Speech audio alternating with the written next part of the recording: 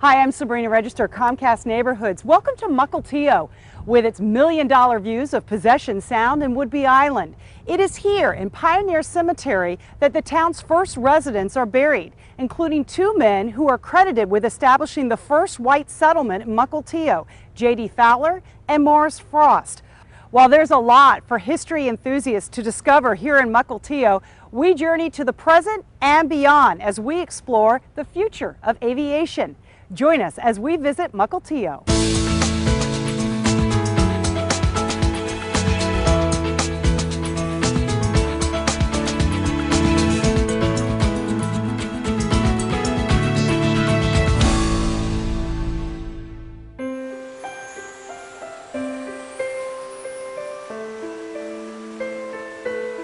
Mukilteo is blessed with beautiful scenery. The water meets the rugged shore, and together they provide a welcome mat for the thousands who board a ferry here every year. Even the native people knew this place was special. That's why the native people of those times referred to this place as a good camping ground. Mukilteo, or Mukilteo, as it probably would have sounded, probably means goose's neck, referring to the spit that was out here that the lighthouse stands on now. Even if you have never been to Mukilteo, there's a good chance you've seen a picture or likeness of its historic lighthouse. Well, our lighthouse, of course, is iconic for the area, for Snohomish County and this part of western Washington. It's a beautiful structure. You can see it on mailboxes, on espresso stands. It's the most easily recognizable landmark of our area. Built in 1906 at a cost of roughly $27,000, the lighthouse served as a navigational aid for mariners deciding which side of Whidbey Island they wanted to venture. Before electricity came along in 1927, oil was used to keep the light burning. That responsibility fell to the lightkeepers and their families, who were housed in the quarters next to the lighthouse. Old photos and exhibits in the bottom of the lighthouse help tell its story. Our lighthouse from 1906 is a big draw. We get people from all over the world that will actually visit lighthouses. They go on trips to visit lighthouses and they come here because it is very accessible. With a ferry always coming from or headed to Whidbey Island, there is a constant ebb and flow of visitors to Mukilteo. Mayor Joe Marine says Old Town, near the ferry dock, provides the perfect excuse to stay a while. There's a coffee shop and a bookstore and a single chair, old kind of style barber shop. We've got Diamond Knot has their pizza and great beer up there as well, other than just their location down here on the waterfront.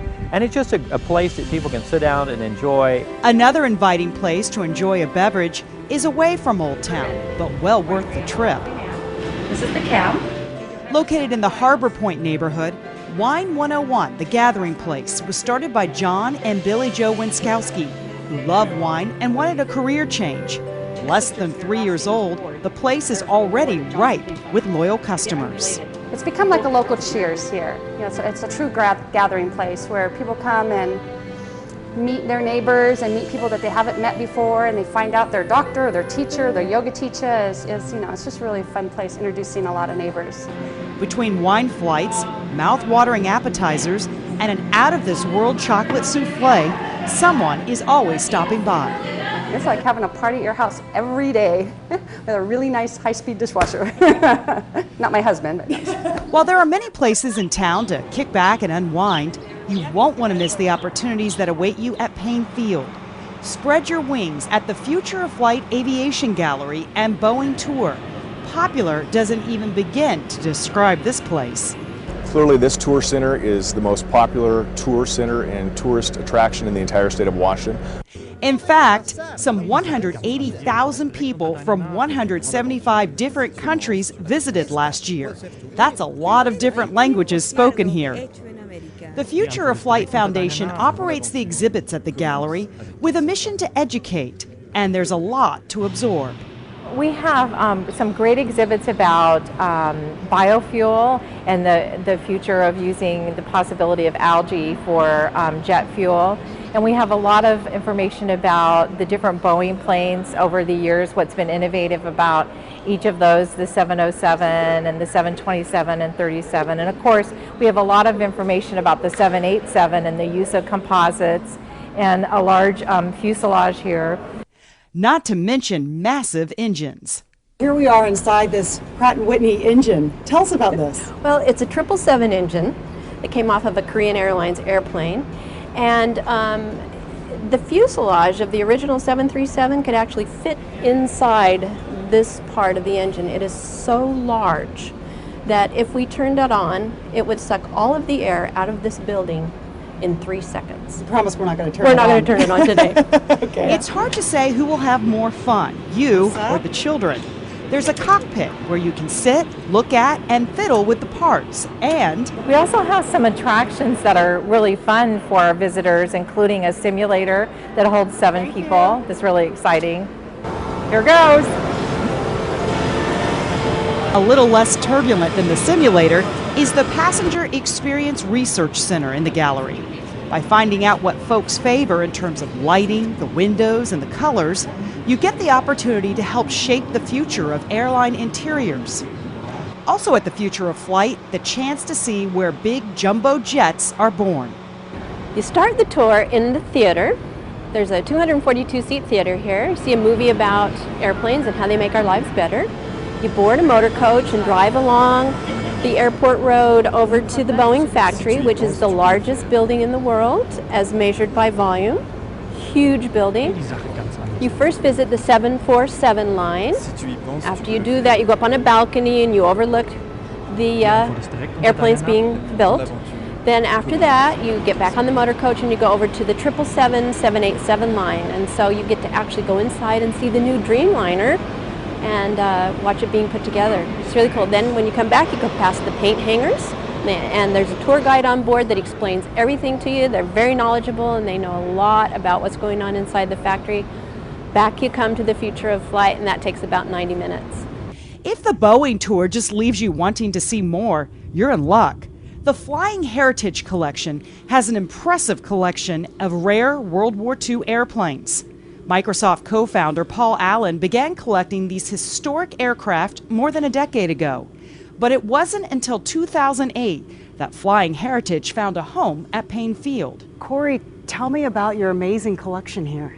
It's 15 aircraft, about 10 of them fly, and they represent 5 different nations that fought during World War II. Wow. I mean, tell me a little bit about this one right here. This is a Supermarine Spitfire. It's an English fighter plane. It was the premier fighter plane at the beginning of World War II and one of the fastest airplanes in Europe at the time. Make no mistake, this is not a museum where the artifacts are displayed and collect dust. With painstaking detail to restoration, these warbirds fly. These planes are beautiful, pristine, restored the way they were, in some cases even better than they were when they were serving during World War II. So it's a difficult task, and not only is it a task of having an airplane look good in a static way, we're flying the airplane, so all the materials have to be functional, all the radios, all of the little mechanical doodads, you've got to get inside of them and work them to death and make sure that they're right up to snuff. Free fly days take place on several Saturdays during the summer, so be sure to check the website. New to the Flying Heritage Collection, tanks from World War II, including a T-34 Soviet tank and the more sophisticated Hetzer tank destroyer. A favorite in the collection is a replica of Spaceship One, the low-cost spacecraft that an Allen-sponsored civilian team launched into suborbital flight twice within 2 weeks in 2004, winning the $10 million X Prize. Mukilteo has become a destination for aviation lovers to see planes being built, learn the history of aviation, and watch historic aircraft in action. It's a great place to be. I mean, this is the center of aerospace excellence in the United States of America. These planes fly the world wide. Mukilteo is one of the most beautiful cities in all the Puget Sound. CNN Money Magazine agrees, naming Mukilteo one of the top 10 small cities in America and the only one on the West Coast, with great schools, low crime, and affordable homes. It's a city that offers residents and visitors opportunities to make new friends or meet old neighbors, whether it's pulling up a chair or spreading out a towel. For Neighborhoods, I'm Sabrina Register.